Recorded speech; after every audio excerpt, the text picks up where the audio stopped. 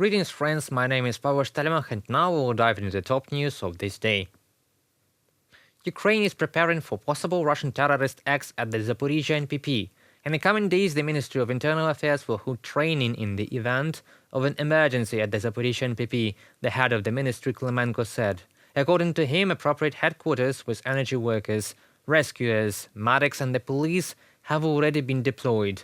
During the exercises, sanitary roadblocks will be deployed, road closures will be worked out, etc.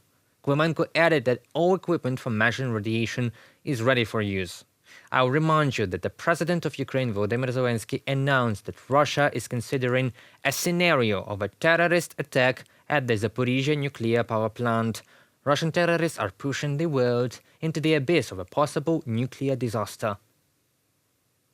Я нагадую тим, хто забув, це найбільша атомна станція в Європі. I remind those who have forgotten that the Zaporizhzhia nuclear plant is the largest nuclear power plant in Europe. Everyone in the world, the International Atomic Energy Agency, all countries, all leaders knows exactly what is happening there. Russia uses the Zaporizhzhia nuclear power plant as an element in its aggression, occupies the station, covers with the shelling of neighboring cities. They keep weapons and soldiers there. Now our intelligence have received information that Russia is considering the scenario of a terrorist act at the Zaporizhzhia nuclear plant, a terrorist act with the release of radiation. They have prepared everything for this.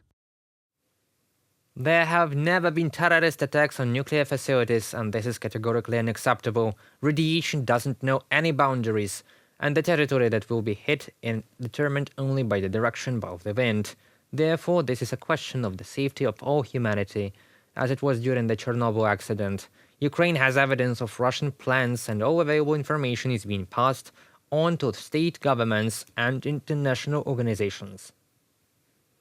Our assessment of those particular placements was that while the presence of any explosive device is not in line with safety standards, the main safety functions of the facility would not be significantly affected. We are following the issue with great attention. Rafael Grossi, Director General of the International Atomic Energy Agency.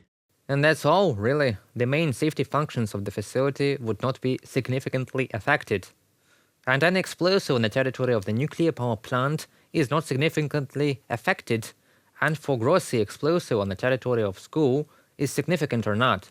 Russians have already mined the Kakhovka dam, and what happened? Yes, a disaster.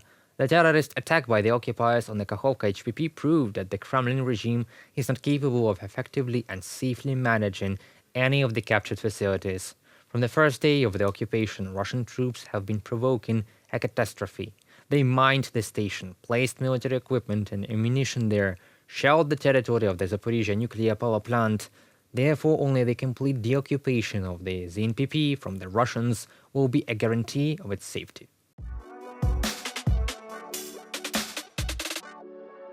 The Parliamentary Assembly of the Council of Europe condemned the armed aggression against Ukraine, recognizing that a full-scale war affects the whole world. PACE approved the resolution on the exclusion of Russian and Belarusian athletes from the Olympic and Paralympic Games. The PACE recognized that the Kremlin regime uses sports for the purpose of military propaganda, which directly violates the Olympic Charter. This is exactly what the Russians did at the last Olympics in Beijing and Sochi. Russian athletes have already declared that they are ready to come to Paris on tanks. This is an open manifestation of contempt for Olympic principles. The proposal of the International Olympic Committee to establish criteria for the participation of neutral athletes does not provide the necessary guarantees and does not correspond to the values enshrined in the Olympic Charter. According to expert estimates, a third of Russian and Belarusian athletes are directly related to the occupying armies. The resolution requires the IOC to maintain the ban on the participation of Russian and Belarusian athletes in the Olympic and Paralympic Games in Paris and other major sports events, as long as the war against Ukraine continues. The PACE resolution is an important political document that expresses the common will of the European community. Although it is not binding, the deputies who supported the resolution will fight for its implementation in their countries. Moreover, in the resolution, Political Consequences of Russian Aggression Against Ukraine, PACE fully supports the peace plan of President Zelensky, as well as the following revolutionary points: continuation and strengthening of additional civil and military aid, including through re-export of own goods, the creation of strategic European economic autonomy from Russian oil and gas as the main tool of blackmailing Europe, measures to prevent the resale of Russian minerals to Europe through third countries, expansion of the list of individuals and legal entities subject to restrictive measures in the Russian, Belarusian and third countries, introduction of main categories for the purpose of carrying out special supervision to avoid sanctions evasion, the process of creating a harmonized mechanism for monitoring compliance with sanctions and tracking their evasion, including through the resale of goods with the help of third countries, creation of a public register of companies and persons working for the benefit of Russian interests, including helping to evade sanctions, recognition of the Wagner PMC and other paramilitary formations that take part in the invasion of the Russian Federation as terrorist groups, recognition of the regime of the Russian Federation as one that follows the dangerous ideology. It consists of hundreds of examples of war crimes and directly promotes the crime of genocide. The initiation of the field of science of Russian colonial policy with the aim of studying the past policies and practices of Russia aimed at the implementation of its imperialist policy, recognition of the Russian Federation as guilty of a war crime, the crime of ecocide, which was the method of undermining the Kakhovka HPP in order to stop the counteroffensive of Ukraine. And the most important, support for the entry of Ukraine into NATO. Separately, PAC recognizes the intention of the Russian Federation to blow up the nuclear power plant, creating a threat to the entire continent. Well, what to say? All the Europe is against Russia, and only the Kremlin regime is to blame for this. On June 21st and 22nd, the International Ukraine Recovery Conference was held in London. According to preliminary estimates, donors have already promised more than $60 billion in support to Ukraine. Most of these funds will be provided by the EU in a package for 4 years. Russian aggression caused colossal losses to Ukraine, comparable to the losses from World War II. Reconstruction is an essential component of the victory. Ukraine must not only defeat the aggressor but also demonstrate its effectiveness in post-war reconstruction. The London Conference is an essential landmark forum for the international community, which Kyiv seeks to engage in the restoration and reconstruction of Ukraine.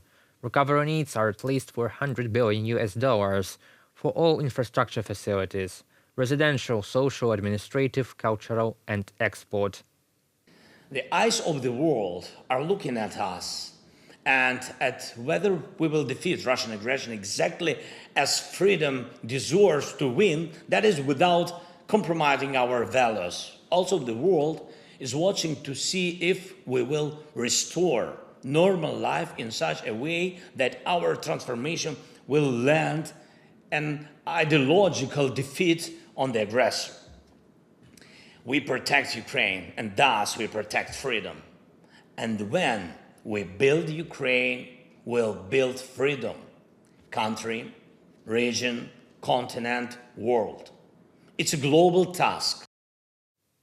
The International Conference on Ukraine's Recovery is the critical forum for the international community to support Ukraine in its recovery and reconstruction efforts. We look forward to countries and companies supporting Ukraine's reconstruction plan and actively engaging in recovery to strengthen our resilience against the backdrop of Russia's war of aggression. Participation in the reconstruction may range from donations to volunteering, investments and assistance with building materials and tools. Any help is part of our joint fight for the future of Ukraine.